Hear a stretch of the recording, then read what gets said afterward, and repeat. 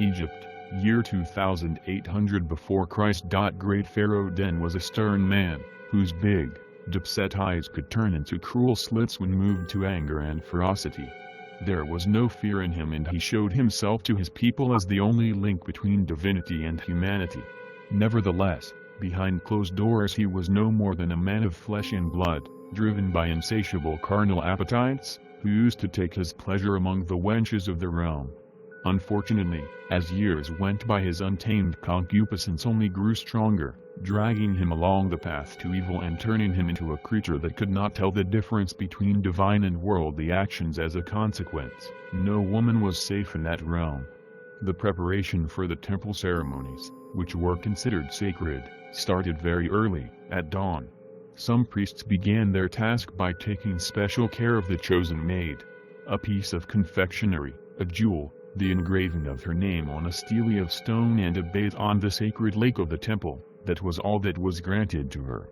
In this way, and for the space of a day, the maid turned into a beautiful goddess, unaware of the fact that she would be sacrificed to the temple god.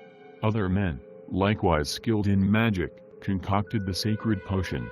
Although its composition had never been revealed, it was believed to be brewed only with certain wild herbs, under some ancestral spells.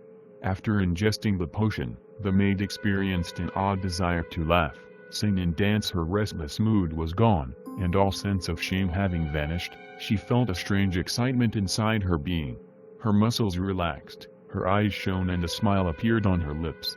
The musicians, harpists and flautists, played their string or wind instruments, while a mysterious smell of incense wafted around the colorful engravings on the temple walls. Statues became indistinct among spells, shadow and light blurring together, and a man no bigger than a child invoked aloud the temple god, Min.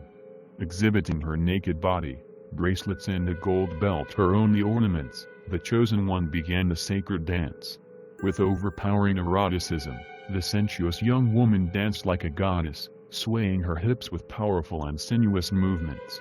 The pharaoh, in admiration for such sensuality, did not take his eyes off her. Almost in the manner of an enraged bloodthirsty lion, he fixed his young carnal prey. The maid rounded off her dance by falling on her knees and bowing her head as a sign of submission. Now came the most important moment in the ceremony. The priests led the young woman to the Holy of Holies, a tiny chamber where the basalt statue of the god was kept.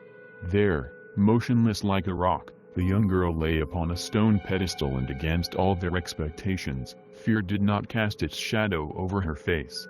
Meanwhile, the pharaoh sunk into a deep trance, from which he emerged feeling more powerful in himself. Nevertheless, as a counterpart, he had to offer the life of the chosen maid to god Min.